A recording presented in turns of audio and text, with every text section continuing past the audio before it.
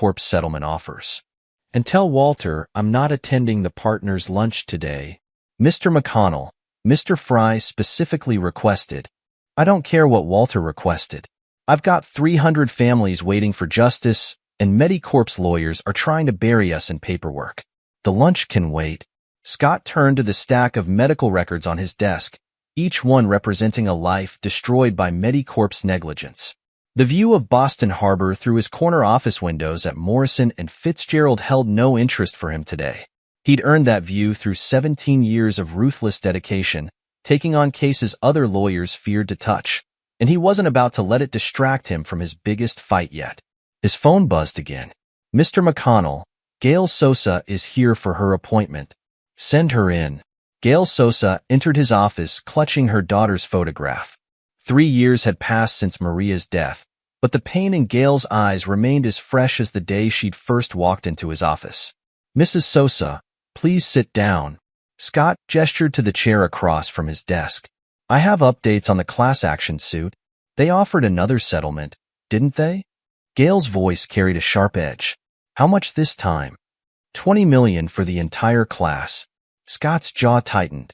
Plus a confidentiality agreement and no admission of wrongdoing. That's less than last time. Gail's fingers tightened around the photograph frame. They think we're getting desperate. They're wrong. Scott pulled out a thick folder. We've uncovered evidence of systemic negligence dating back 2 decades. Quality control reports were falsified. Safety protocols ignored. And that's just the beginning. How many others? Gail asked. How many families like mine? 300 confirmed cases. Potentially thousands more we haven't documented yet. Scott leaned forward. Mrs. Sosa, I need you to understand something. Medicorp's lawyers will keep pushing settlements. The numbers will get bigger. But if we hold out, if we get this in front of a jury... I didn't come to you for money, Mr. McConnell. Gail set her daughter's photograph on his desk. Maria was 17. She wanted to be a doctor. The medication that killed her was supposed to help her heart condition. Instead, it poisoned her. Her voice cracked. I want them to admit what they did. I want everyone to know. Scott nodded, his expression hardening. Then we keep fighting. I've got a team working through decades of internal documents. Falsified test, covered up death, executive who chose profits over safety. We're going to expose all of it. A knock at the door interrupted them. Scott's wife Heather entered, wearing her Mass General surgical scrubs. Sorry to interrupt. I tried calling. She stopped short at seeing Gail. Dr. McGinnis. Gail stood. I didn't realize.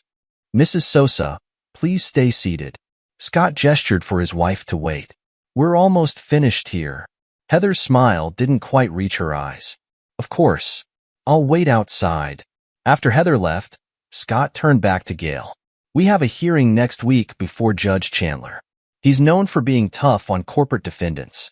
If we can show him the pattern of negligence, they'll try to stop you, Gail interrupted. Medicorp. They have too much to lose. Scott's expression darkened. Let them try. I've spent 3 years building this case. Attempt they've made to bury evidence. Witness they've tried to silence. It's all documented. They can't hide anymore. After Gail left, Heather returned. That was one of the Medicorp victims' families? Maria Sosa's mother. The contaminated heart medication case. Scott began organizing documents into his briefcase. What brings you here in the middle of the day? Nathan's science fair is tonight. You promised you'd be there. Heather perched on the edge of his desk. He's presenting his project on DNA analysis. First place could mean a summer internship at the university. Scott paused. I've got depositions until 6, then I need to prep for next week's hearing. He's 14, Scott. He needs his father there. What he needs is to understand that some things are worth sacrificing for. Scott snapped his briefcase shut. This case could save thousands of lives. Set precedents that force pharmaceutical companies to put safety before profits. And the next case? And the one after that? Heather stood. There's always another crusade, Scott. Always another battle that can't wait. Meanwhile, your son is growing up without you. That's not fair. I make time. When? Between depositions? During court recesses? Heather's voice carried an edge he'd been hearing more often lately. Nathan's not asking for much. Just one evening. Scott's phone buzzed again. Mr. McConnell, your deposition team is ready in conference room 3. I have to go. Scott gathered his files. Tell Nathan. Tell him I'll make it up to him this weekend. We'll go to that robotics exhibition he mentioned. Heather's expression hardened. I'll tell him.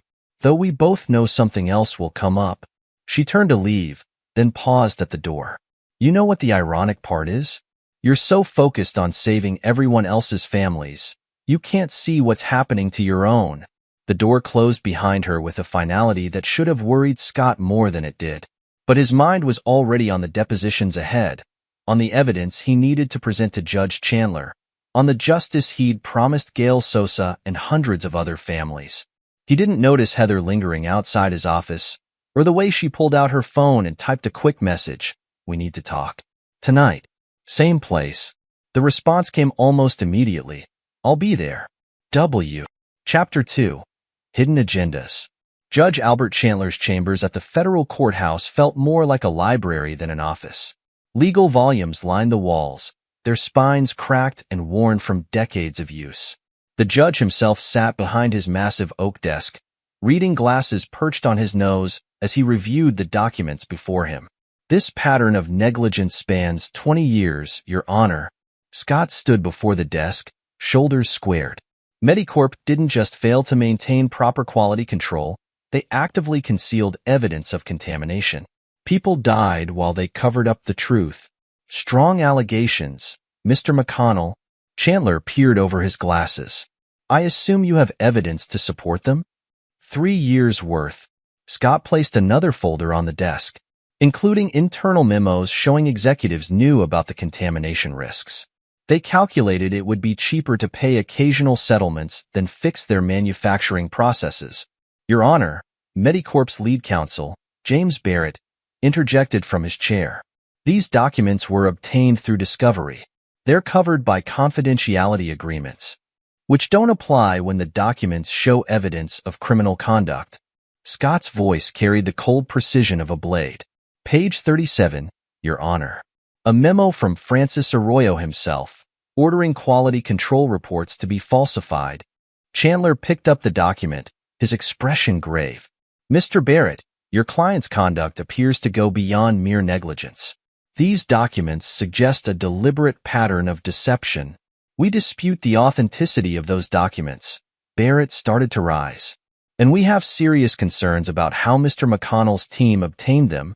Through proper discovery channels, every step documented." Scott's interruption carried a note of contempt. "Unlike your client's habit of accidentally shredding evidence." "Gentlemen," Chandler's tone ended the exchange. "Mr. McConnell, I'll review these materials carefully. Mr. Barrett, I suggest you advise your client that attempting to seal or destroy evidence will not be viewed favorably by this court." He removed his glasses. "We'll reconvene tomorrow morning for my ruling on class certification." Outside the judge's chambers, Barrett caught up to Scott. "You're making a mistake, McConnell. Medicorp's prepared to increase the settlement offer substantially. Save it." Scott didn't break stride. "Your client had chances to make this right. Instead, they chose to hide evidence and blame the victims. Now they'll face the consequences. You're not thinking this through." Barrett grabbed Scott's arm, forcing him to stop. "This goes deeper than you know. People in positions of power." Scott jerked his arm free. "Was that a threat, James? Because if so, you should choose your next words very carefully." Barrett stepped back, adjusting his tie. "Just friendly advice. Some fights aren't worth the cost." Scott leaned in close, his voice dropping to a whisper. "Tell Francis Arroyo that if he wants to threaten me, he should do it himself. And tell him that when I'm done, he won't just lose his company. He'll lose his freedom." As Scott walked away, he didn't notice Tasha O'Donnell, Judge Chandler's clerk, watching the exchange from around the corner. She waited until Scott was gone before pulling out her phone and dialing quickly. "Judge? It's Tasha. We need to talk. It's about those suspicious rulings you asked me to review. I found something. Something big." She glanced around the empty hallway. "Not over the phone. Can you meet tonight?" In his office at Morrison and Fitzgerald, Walter Fry ended another call, his expression dark. He pressed the intercom. "Get me Francis Arroyo at Medicorp. Secure line." The connection took less than a minute. "Walter? Tell me you have good news. Chandler's going to rule against us." Walter's fingers drummed on his desk. McConnell found the quality control memos. Impossible. Those were destroyed years ago. Apparently not all of them. Walter's jaw tightened. He has enough to prove systematic negligence.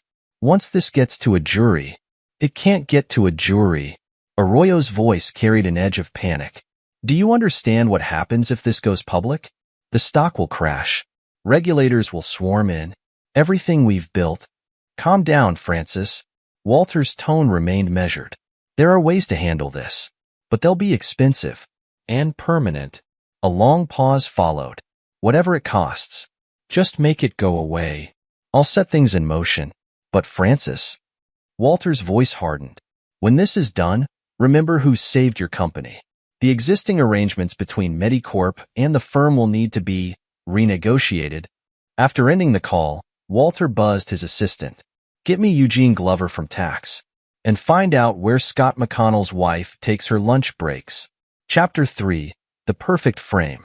The news of Judge Chandler's murder exploded through Boston's legal community like a bomb. Found beaten to death with his own gavel, the respected federal judge had been investigating a pattern of suspicious rulings that suddenly seemed far more sinister.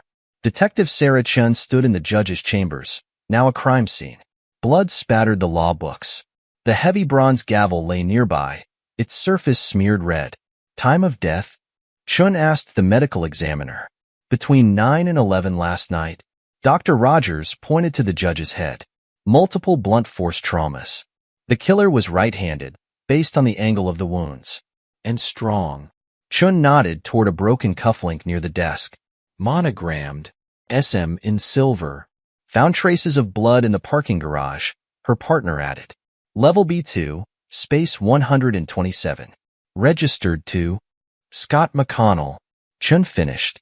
"Morrison and Fitzgerald star litigator. He argued a major case before Chandler yesterday. Security footage shows him entering the building at 9:47 p.m. Her partner checked his notes. No footage of him leaving, because the cameras on the east exit were conveniently malfunctioning. Chen's expression hardened. "Get me everything on McConnell. Cases, finances, personal life. And find out what case he argued yesterday." The investigation moved with frightening speed.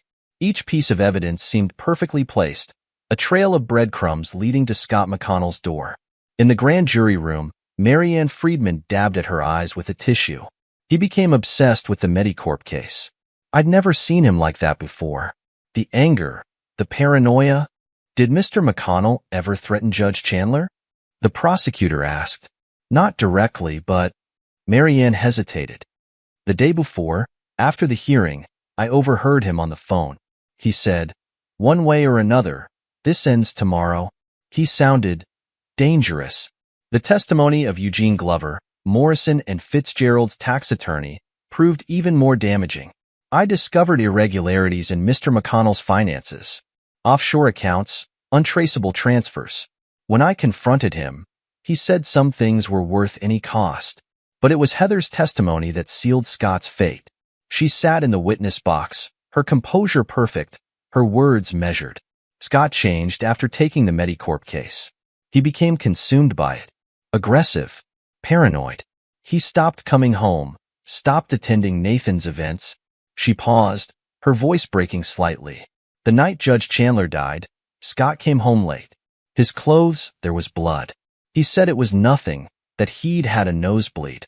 But his hands were shaking." The jury never saw the text message she sent during a recess. "It's done. He'll never suspect." Or the reply from Walter. "You were perfect. Everything's proceeding as planned." The trial itself felt like a formality. Scott's defense team seemed oddly unprepared, missing obvious opportunities to challenge evidence or cross-examine witnesses. The prosecutor painted a picture of a man driven to violence by obsession, who murdered a judge to prevent an unfavorable ruling. The jury took 6 hours to find him guilty. As the verdict was read, Scott's eyes locked onto Heather's. For the first time, he saw something in her expression, not grief or guilt, but triumph. Judge Harrison's voice cut through the courtroom. Scott McConnell, you have been found guilty of first-degree murder. The nature of this crime, the murder of a federal judge in the course of his duties, demands the most severe punishment. I hereby sentence you to life imprisonment without the possibility of parole. As officers led Scott away, Walter Fry watched from the gallery, his face a mask of appropriate concern. His phone buzzed with a message from Francis Arroyo, worth every penny. The partnership agreement is ready to sign. In the corridor outside, Heather met Walter's eyes briefly. No words were exchanged, but their shared glance carried volumes. The perfect frame was complete. Scott McConnell, the righteous crusader, would spend the rest of his life in prison. The Medicorp case would be quietly settled. And the real conspiracy, the web of judicial bribes, corporate corruption, and murder, would remain safely hidden. Or so they thought. They didn't notice Nathan McConnell in the back of the courtroom, his young face set in determination as he watched his father led away. They didn't see him slip a small recording device back into his pocket, or notice the way his eyes tracked every movement between his mother and Walter Fry.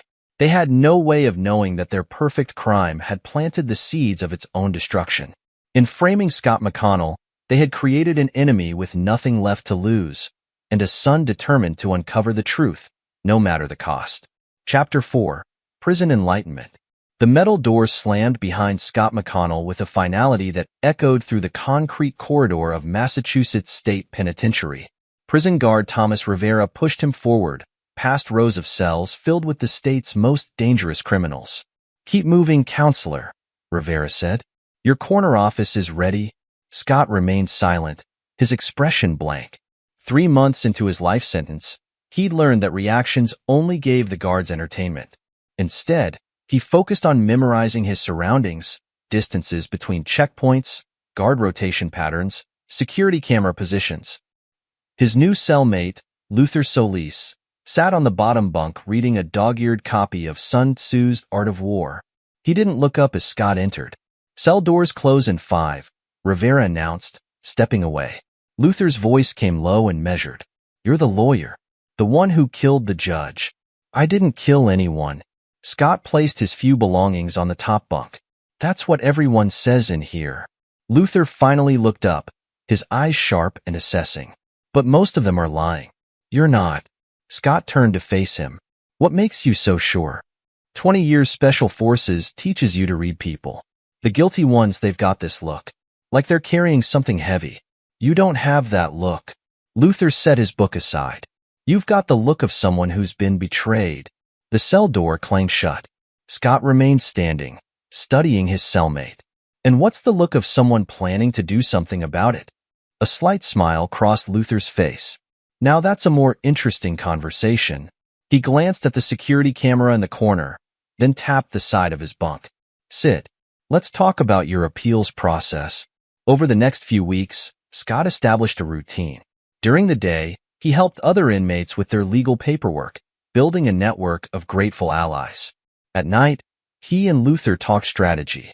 Your first mistake was trusting the system, Luther said one evening, voice barely above a whisper. Courts, lawyers, judges. They're all part of the same corrupt machine.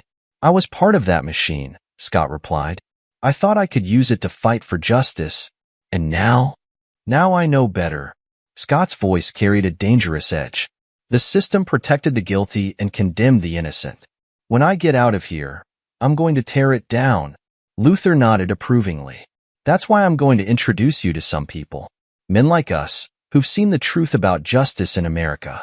Ex-military, intelligence officers, operators. All wrongly convicted, but not without resources. What kind of resources? The kind that can reach beyond these walls. Luther pulled out a contraband phone, carefully shielded from camera view. We've maintained our networks. Eyes and ears in places that matter. People who owe us favors. Scott considered this. And why would they help me? Because you're not the first person framed by powerful people. We've been watching Morrison and Fitzgerald for years. Your case, it fits a pattern. A knock on their cell wall interrupted them. Luther quickly concealed the phone. That's Johnson, former CIA analyst 3 cells down. He's got something to show you. During yard time the next day, Scott met Richard Johnson, a weathered man in his 60s who spent most of his time in the prison library. Your son's been busy, Johnson said, sliding a newspaper across the table. Nathan McConnell, age 14, won the state science fair with a project on digital forensics and data recovery. Scott picked up the paper, studying the photo of his son accepting the award. Nathan's expression wasn't of triumph. It was of determination. He's not just studying forensics, Johnson continued. He's been meeting with someone, a girl named Jackie Birch. Birch? Scott's eyes narrowed. Any relation to Sarah Birch? Her sister. Sarah died from Medicorp's contaminated medication last year. Johnson leaned forward. These kids, they're not just science fair partners. They're digging into your case. Scott's hands tightened on the newspaper. They're just children. If Walter finds out, that's why we're going to help them, Luther interjected, joining them. Johnson's got contacts at MIT's computer science department. They can guide the kids, keep them safe while they work. And what about Heather? Scott's voice turned cold. She's still their mother. We've been watching her too, Johnson said. She spends 3 nights a week at the Four Seasons. Room registered to Walter Fry. Scott's expression didn't change, but his knuckles whitened. How long? Based on hotel records? 3 years. Started right around the time you took the Medicorp case. Luther watched his cellmate carefully. Most men would break at news like this. Scott just nodded, processing the information with lethal calm. They think they've won, Scott said finally. They think I'm locked away, powerless. But they forgot something important. What's that? Johnson asked. A man with nothing left to lose is the most dangerous enemy of all. Scott's voice carried absolute conviction. I'm going to destroy them. Not just expose them, destroy them. Take everything they have, everything they care about. And I'm going to do it legally, so they can watch it happen and know they can't stop it. Luther exchanged glances with Johnson. This was why they'd chosen to help Scott McConnell. Not because he was innocent, but because he had the will and the capability to bring down an entire corrupt system. Then let's get started, Luther said. Johnson's got access to prison surveillance footage. I've got men on the outside ready to move. And your son. He's already laying the groundwork. Scott looked at the newspaper photo again, seeing Nathan's determination in a new light. Tell me everything you know about Jackie Birch. If these kids are going to help expose the truth, we need to make sure they're protected. Chapter 5. Allies in Shadows. Max McFarland sat in his car outside the Boston Globe building, waiting. 3 cups of cold coffee littered the dashboard, testament to hours of surveillance. His target finally emerged. Sophia Hatfield, investigative reporter, known for exposing corporate corruption. Ms. Hatfield, Max called out, stepping from his car. We need to talk about Scott McConnell. Sophia's hand moved toward her pepper spray. I don't discuss ongoing investigations with. I was his private investigator for 12 years. Max held up his hands. And I can prove he didn't kill Judge Chandler. 20 minutes later, they sat in a back booth at O'Malley's bar, away from surveillance cameras. Why come to me? Sophia asked, studying the files Max had brought. Why not take this to the police? Because half the Boston PD is in Morrison and Fitzgerald's pocket. Max pulled out more documents. Look at these accident reports. 6 Medicorp whistleblowers in the past decade. All died in accidents, right before they could testify. Sophia flipped through the reports. These look legitimate on the surface. That's how they operate. Everything looks clean until you dig deeper. Max leaned forward. I've spent the last 3 months connecting the dots. Judge Chandler wasn't just handling the Medicorp case. He was investigating other judges, ones who consistently ruled in favor of Morrison and Fitzgerald's clients. You're talking about systematic judicial corruption. I'm talking about murder, bribery, and corporate conspiracy. Max pulled out one more file. And I think Judge Chandler's clerk can prove it. Finding Tasha O'Donnell proved challenging. After Chandler's murder, she disappeared from public view, taking a leave of absence from the court. She's scared, Sophia said during one of their meetings. and with good reason. I found 3 attempts to access her bank records last month. Someone's looking for her. We need to get to her first, Max insisted. She was with Chandler the day before his murder. She knows something. It took 2 more weeks to track Tasha down. She was staying with relatives in New Hampshire, using her maiden name. I can't help you, Tasha said when they finally met, her hands shaking as she poured coffee. You don't understand what these people are capable of. We understand perfectly, Sophia replied. That's why we're here. Judge Chandler kept notes, didn't he? About the cases he was investigating? Tasha's silence was answer enough. Listen to me, Max said quietly. Scott McConnell is in prison for a murder he didn't commit. His 14-year-old son is out there trying to clear his father's name.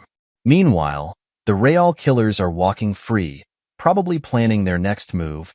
They'll kill me. Tasha's voice broke. Like they killed him. Not if we move first. Sophia pulled out her recorder. Tell us everything. Every detail. We'll protect you. Get your story out so broadly that silencing you would only confirm your testimony. Slowly, painfully, Tasha began to talk. She described Judge Chandler's growing suspicions about certain cases, how he documented irregular patterns and rulings favorable to Morrison and Fitzgerald's clients, the threatening phone calls he'd received. The day before it happened, Tasha's voice grew stronger. He showed me something. A pattern of payments through offshore accounts. Millions of dollars moving through shell companies, always just before major rulings. We need those records, Max said. I have them. Tasha went to her bedroom, returned with a thick envelope. Everything he found. Bank transfers, dates of rulings, phone records. He made copies, gave them to me for safekeeping. As Max and Sophia examined the documents, another ally was making her own moves. Kirsten Daniel, Walter Frey's assistant for 8 years, had spent months documenting her boss's suspicious activities. Mr. Fry, your dinner reservation at L'Espalier is confirmed for 8, Kirsten said, entering Walter's office. Will Dr. McGinnis be joining you? Walter barely looked up from his phone. Clear my schedule for tomorrow night as well. And Kirsten, this stays off the official calendar. Of course, sir. Kirsten made notes, just as she had for countless other secret meetings. Each one documented, time-stamped, photographed when possible. That evening, she sat in her small apartment, organizing her evidence. Photos of Walter and Heather entering hotels. Records of wire transfers to offshore accounts.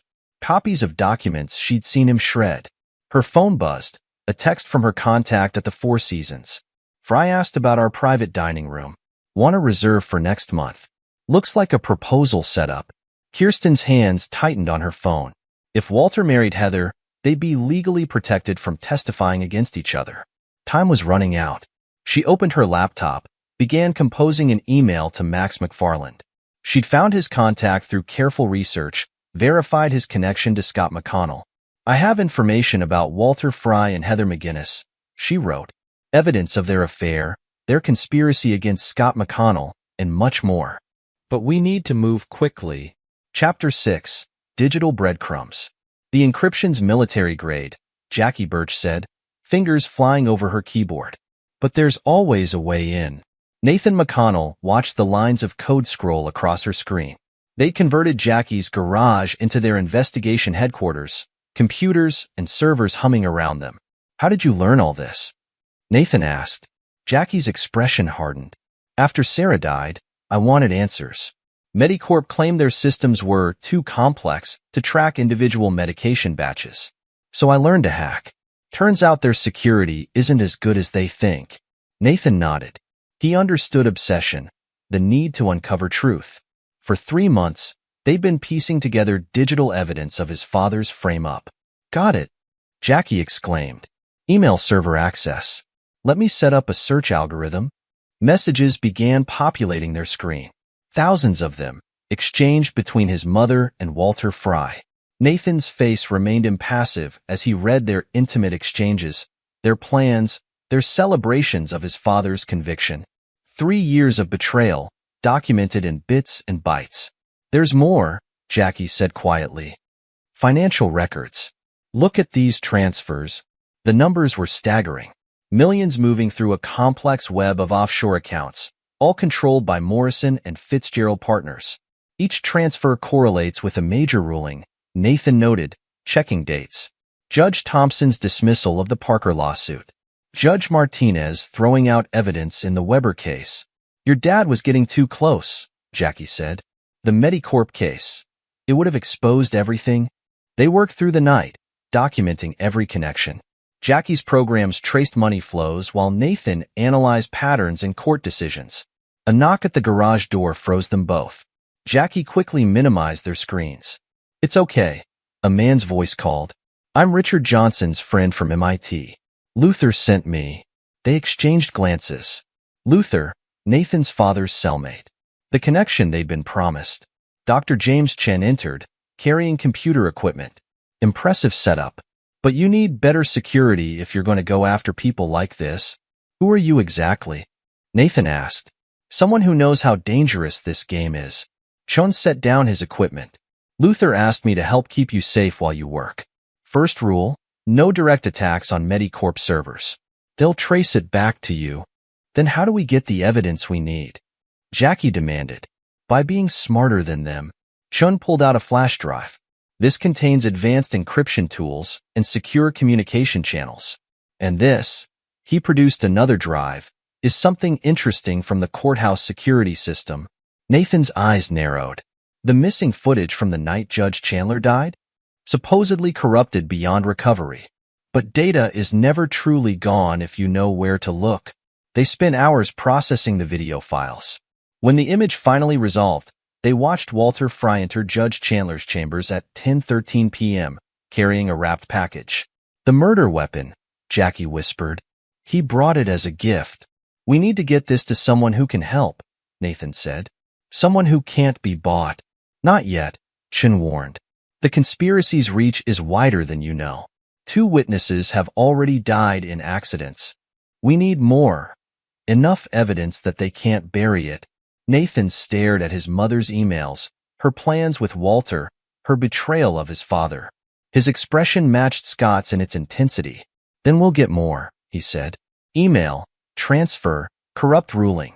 We'll build a case so strong they won't know what hit them until it's too late. Jackie squeezed his hand. We're going to free your dad, Nathan, and make them pay for what they did to Sarah. Chen watched them work, these teenage crusaders with adult determination. They were their parents' children, Jackie with her sister's sense of justice, Nathan with his father's relentless drive. The corrupt system that had condemned Scott McConnell never saw them coming. While the conspirators celebrated their perfect crime, 2 teenagers were slowly, systematically, gathering the digital weapons that would tear their world apart. But first, they had to survive long enough to use them. Chapter 7. The Final Gambit. Scott McConnell sat in the prison visitors' room, studying the appeal documents before him. 2 years of imprisonment had stripped away any softness in his features, leaving only steel beneath. The prosecution's confidant, Robbie Doherty, his new defense attorney, explained. They think this is just another desperate appeal. Good. Scott's voice carried no emotion. Let them be confident. Are the pieces in position? Luther's team has everything ready. Robbie glanced at the guard before lowering his voice. Max and Sophia have 23 whistleblowers ready to testify. Nathan and Jackie. He hesitated. What about my son? They've done more than we expected. The evidence they've gathered, it's not just about your case anymore. They've uncovered decades of corruption. Scott nodded, satisfaction flickering in his eyes. And Heather? Walter? Still planning their engagement party. They don't know what's coming. Perfect. Scott leaned back. They celebrated too early, Robbie. They thought prison would break me. Instead, it gave me time to plan their destruction. Outside the prison, Luther Solis coordinated his network of former operators. Each target, Walter, Heather, and key Medicorp executives, was under constant surveillance. Team 1 reporting, his earpiece crackled. Subject Fry entering 4 seasons with Dr. McGinnis. Maintain distance, Luther instructed. Document everything, but don't spook them. In another part of Boston, Max McFarland met with his latest whistleblower, a former Medicorp quality control supervisor. They threatened my family, the man said, hands shaking. Said they'd make it look like an accident, just like the others. We've got you protected, Max assured him. Safe house, new identity, everything you need. Just tell the truth in court. Sophia Hatfield, working from her desk at the Boston Globe, pieced together the witness statements. Each one added another layer to the conspiracy. Falsified drug trials, buried evidence, judicial bribes. Got another one, her colleague announced. Former Medicorp VP just agreed to talk. Says he can prove Francis Arroyo ordered Judge Chandler's murder. Send him to Max, Sophia replied. And get me everything you can on offshore accounts linked to Morrison and Fitzgerald Partners. Meanwhile, Nathan and Jackie worked from their secured computer lab at MIT, Dr. Chen supervising their activities. Medicorp's internal emails are gold, Jackie announced, eyes fixed on her screen. They didn't just know about the contamination. They calculated how many deaths they could risk before a recall became cheaper than settlements. Nathan's fingers flew across his keyboard. Got Walter's private server access. Last year's financial records show. God. He sat back. They didn't just bribe judges.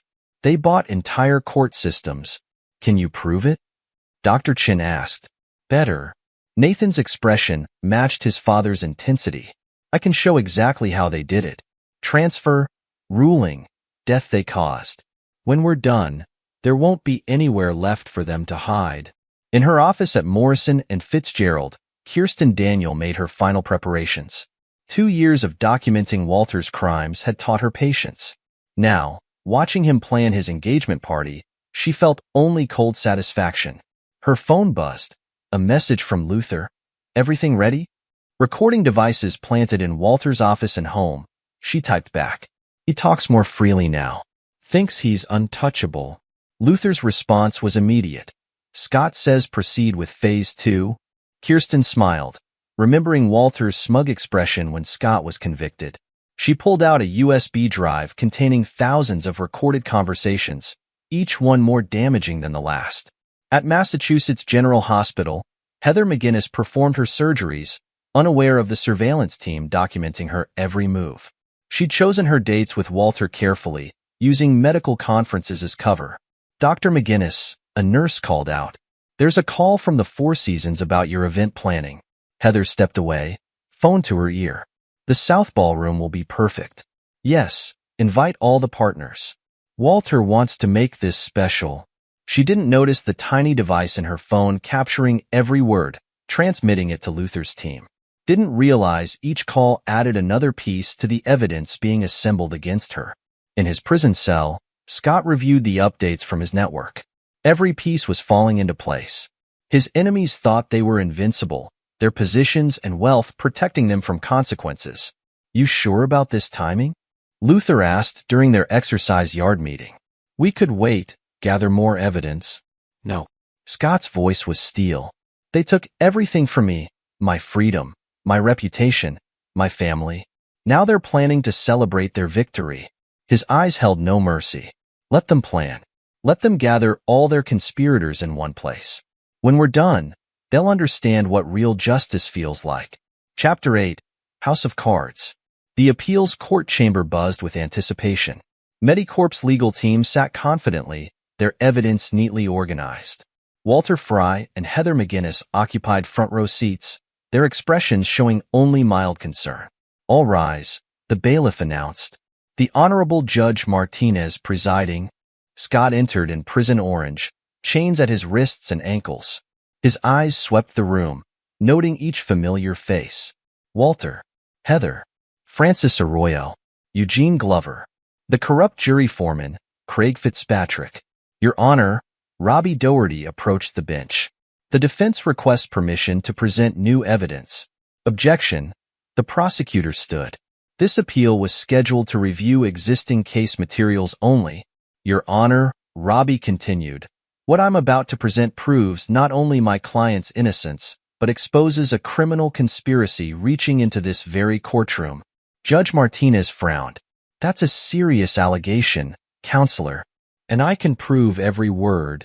Robbie nodded to his assistant, who began distributing thick binders to the court. What you're holding, Robbie announced, is evidence of systematic corruption involving Medicorp, Morrison and Fitzgerald, and multiple officers of the court. Walter's hand tightened on Heather's arm. In the gallery, Francis Arroyo shifted uncomfortably. First, Robbie activated a presentation screen, financial records showing millions in payments from Medicorp to offshore accounts controlled by Morrison and Fitzgerald partners. Graphs and bank statements appeared, each transaction highlighted. Walter's face paled as he recognized his own account numbers. These payments, Robbie continued, coincide perfectly with favorable court rulings. But that's just the beginning. He nodded to the bailiff, who opened the courtroom doors. Max McFarland entered, leading a group of former Medicorp executives. These witnesses will testify how Medicorp systematically falsified drug trials, buried evidence of contamination, and arranged accidents for whistleblowers. The prosecutor jumped up. "Your Honor, this is highly irregular." "What's irregular," Robbie cut in, "is how many judges received payments from these same offshore accounts, including some in this very courthouse." Judge Martinez stiffened. "Mr. Doherty, you're treading dangerous ground." "No, Your Honor. I'm exposing it." Robbie produced another document. This is Judge Chandler's personal notebook, preserved by his clerk, Tasha O'Donnell. Tasha stood in the gallery, surrounded by federal marshals for protection. The notebook details Judge Chandler's investigation into judicial corruption. The day before his murder, he documented a meeting with Walter Fry, where Mr. Fry attempted to bribe him to throw out the Medicorp case. Walter surged to his feet. "This is absurd. You can't." "We can and we will." Robbie's voice filled the courtroom. But perhaps the most damaging evidence comes from closer to home. The screen changed, showing security footage from Judge Chandler's chambers. Walter Fry entered, carrying a wrapped package. This supposedly corrupted footage shows Mr. Fry entering the judge's chambers at 10:13 p.m., carrying the murder weapon disguised as a gift. 16 minutes later, he exits alone. Heather gripped Walter's arm. "You said that footage was destroyed." "It gets worse," Robbie continued. He played an audio recording, Walter's voice discussing the murder with Heather. "We had no choice. He was going to expose everything." The courtroom erupted. Federal agents moved in, surrounding Walter and Heather. Francis Arroyo bolted for the door, but found his path blocked by Luther's men. "Your Honor," Robbie raised his voice above the chaos, "I move for my client's immediate release and request federal prosecutors take custody of these conspirators." Scott sat quietly, watching his enemy's world collapse. Everything he'd built over 2 years, piece of evidence, witness, recording, formed a noose that now tightened around their necks. Chapter 9. The Reckoning. 3 weeks later, Scott stood in his new office at the Justice Reform Initiative, watching news coverage of the arrests. Francis Arroyo, CEO of pharmaceutical giant Medicorp, was apprehended today attempting to flee the country, the reporter announced. This follows the arrest of multiple Morrison and Fitzgerald partners and several federal judges implicated in a massive corruption scandal. His phone buzzed. A message from Nathan. Turn to Channel 7. Mom and Walter's party video is playing again. Scott switched channels. There was Heather, raising a champagne glass. To perfect crimes and perfect timing, Walter beside her, promising a spectacular proposal. Then federal agents swarming in, handcuffs replacing engagement rings. "You're not watching that again, are you?" Scott turned to find Nathan in the doorway, Jackie beside him. Both teenagers looked older, harder, their innocence replaced by understanding of justice's true cost. "Just making sure I didn't miss anything," Scott replied. "How's the new case coming?" 3 more wrongful convictions identified, Jackie reported. "Same pattern. Corporate money, corrupt judges, manufactured evidence." "Good. Get me the files." Scott's voice carried the same intensity that had sustained him in prison. "We're just getting started." Luther entered, carrying more documents. Heather's plea deal fell through. "Prosecution has too much evidence. Those recordings Kirsten made of her planning your frame-up with Walter? Devastating." "What about Walter?" Scott asked, trying to bargain, offering to expose other corrupt judges. Luther's smile showed no warmth. "Too late for deals. Max's whistleblowers keep coming forward." The whole system's collapsing. Scott nodded, satisfaction in his eyes. And Francis Arroyo? Suicide watch in federal custody. Eugene Glover turned state's evidence, gave up everything. Even Craig Fitzpatrick confessed to jury tampering. Nathan watched his father, seeing not the broken man they tried to create, but a force of nature who turned prison into a weapon, patience into power. The Justice Reform Initiative is getting calls from all over the country, Nathan said. Other victims of corporate corruption wanting help? Then we help them. Scott's voice carried absolute conviction. What they did to us, the bribes, the murders, the corruption, it's happening everywhere. We're going to find case, expose conspiracy, free innocent person they've condemned. Jackie squeezed Nathan's hand. Like you helped find justice for Sarah. And Maria Sosa, Nathan added. And all the others Medicorp killed. Scott looked at his son, seeing his own determination mirrored there. They tried to destroy him by taking everything, his freedom, his family, his future. Instead, they'd created something more dangerous. A man with nothing left to lose and the patience to destroy them completely. Mr. McConnell, his assistant, called. Sophia Hatfield is here with another whistleblower. Scott straightened his tie. Send them in. Nathan, Jackie, stay. Watch how this works. There are more conspiracies to uncover, more corrupt judges to expose, and more families to help, Nathan added. Yes. Scott's smile carried no warmth, only purpose. They thought prison would break me. Instead, it taught me that true justice isn't found in courtrooms. It's found in patience, in preparation, in the perfect moment when your enemies realize they never really won at all. The whistleblower entered, carrying documents exposing another corporate conspiracy. Scott McConnell, the man they tried to bury, sat at his desk, ready to tear down another corrupt empire. His enemies had celebrated too early, not realizing that their perfect crime had one fatal flaw. They had underestimated both a father's determination and a son's love. Sometimes, Scott mused, the best revenge isn't just proving your innocence. It's ensuring that justice reaches everyone who thought they were above it. His enemies had valued power and money above all else. Now they had nothing, while Scott had everything that truly mattered. His freedom, his son's love, and the opportunity to help others find justice. Extended epilogue.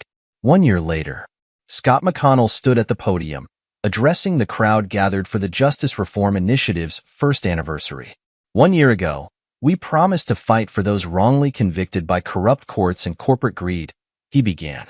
Today, we've helped free 37 innocent people and exposed corruption in 12 state judicial systems. The audience included many familiar faces. Nathan, now 15, sat beside Jackie Birch, both teens operating laptops that connected to the initiative's growing database of cases. Max McFarland and Sophia Hatfield occupied front-row seats, their investigative partnership having spawned a Pulitzer-nominated series on judicial corruption. But our work is far from finished, Scott continued. Every week brings new cases, new evidence of systemic corruption. And we will not rest until every victim of judicial fraud finds justice. After the ceremony, Luther Solis approached Scott. The former Special Forces operator now headed the initiative's security division, protecting whistleblowers and gathering intelligence on corrupt officials. Latest report from federal custody, Luther reported. Walter's not doing well. 3 shanking attempts in 2 months. Turns out other inmates don't like corrupt lawyers. Scott showed no reaction. And Heather? Maximum security women's facility in Colorado. Requested transfer closer to Boston. Wants to see Nathan. That's his choice to make. Scott watched his son working with Jackie. He hasn't mentioned her since the trial. The initiative's headquarters occupied the entire top floor of a Boston office building. Their legal team, led by Robbie Doherty, had grown to 20 attorneys. Tasha O'Donnell, Judge Chandler's former clerk, ran their judicial investigation unit. The Medicorp fallout continues, Sophia told Scott during their weekly meeting. FDA's discovered contamination in 3 more drug lines. Stocks down 90%. Class action settlements have topped $10 billion. What about Francis Arroyo? Found dead in his cell last week. Natural causes. Sophia's tone suggested otherwise. Eugene Glover's testimony implicated another dozen executives. Trials start next month.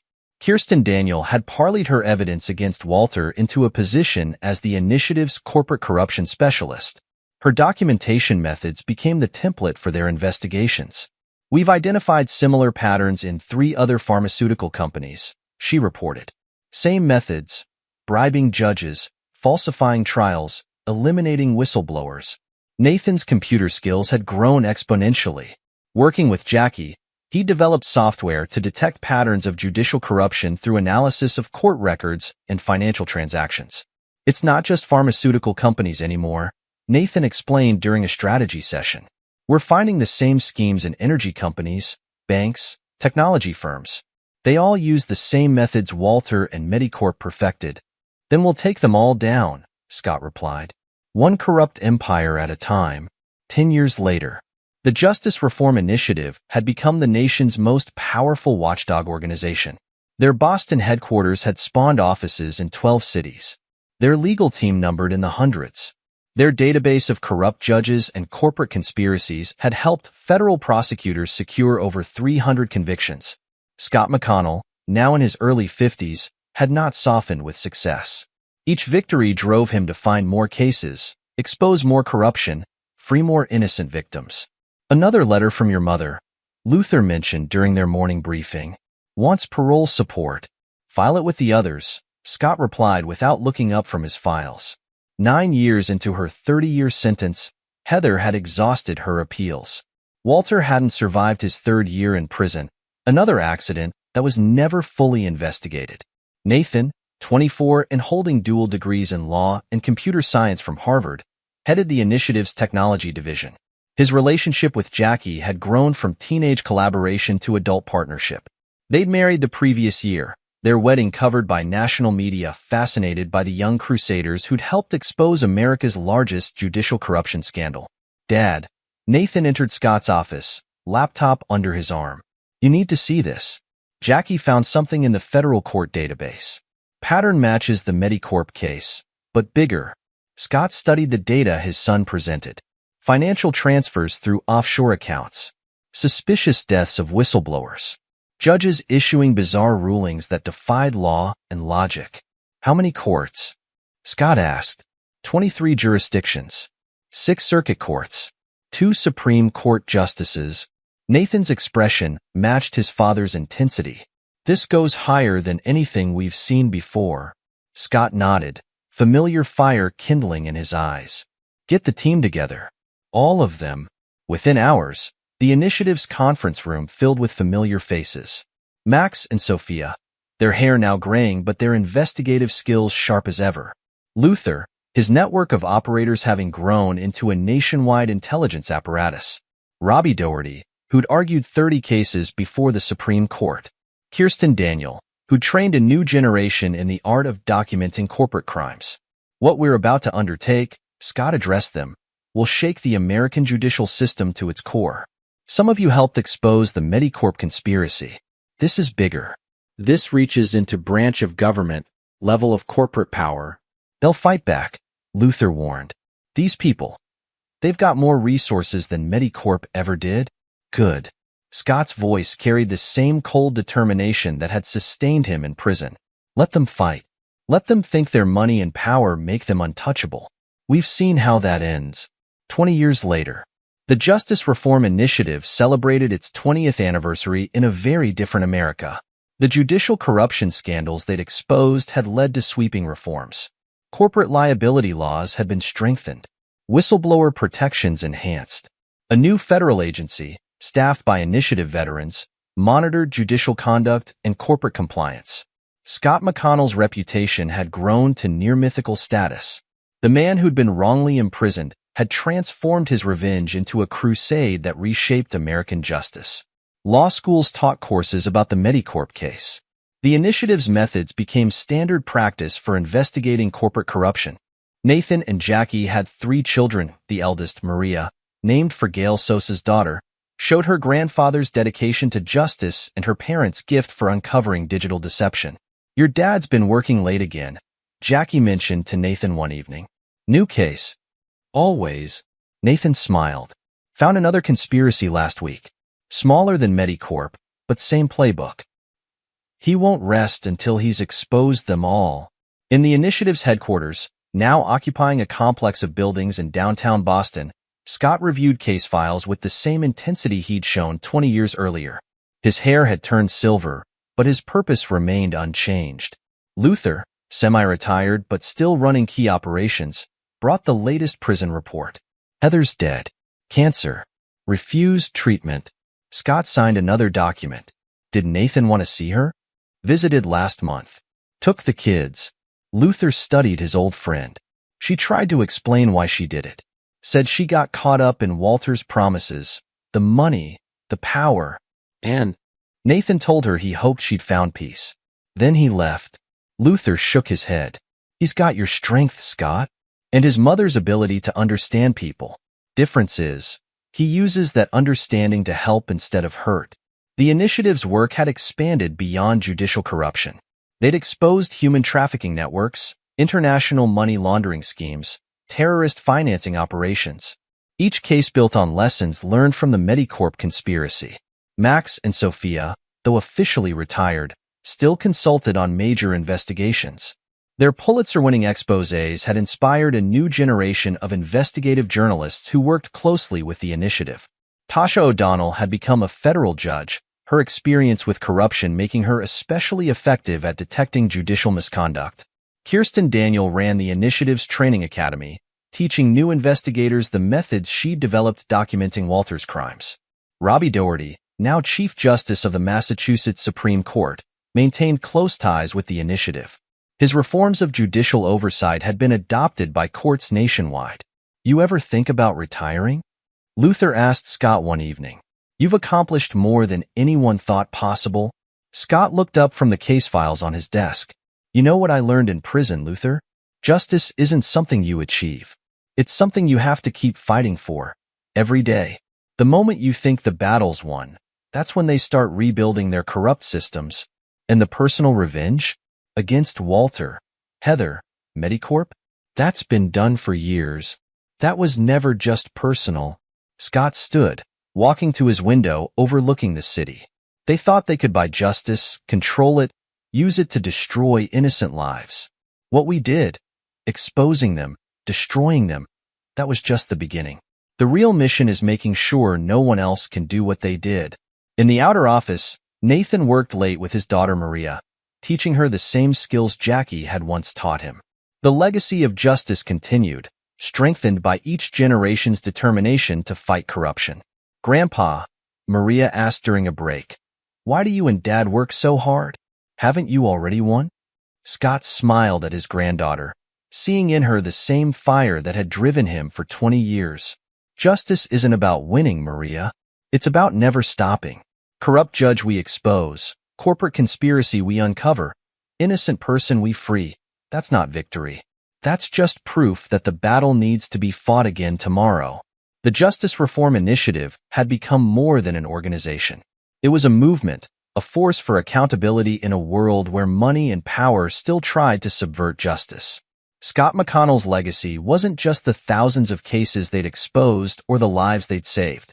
It was the understanding that true justice requires eternal vigilance, and that no conspiracy, no matter how powerful, can withstand the determined pursuit of truth. In his office late at night, Scott often reflected on the path that had led him here. His enemies had tried to destroy him, never realizing they were creating something far more dangerous. A man who understood that justice wasn't found in courtrooms or legal victories, but in the relentless exposure of truth and the protection of the innocent. They had taken everything from him, thinking it would break him. Instead, it had forged him into a weapon against corruption itself. His revenge hadn't ended with their destruction. It had evolved into a mission that would outlive him, carried forward by his son, his granddaughter, and every person who believed that justice was worth fighting for. This is where our story comes to an end. Share your thoughts in the comments section. Thanks for your time. If you enjoy this story, please subscribe to this channel. Click on the video you see on the screen, and I will see you there.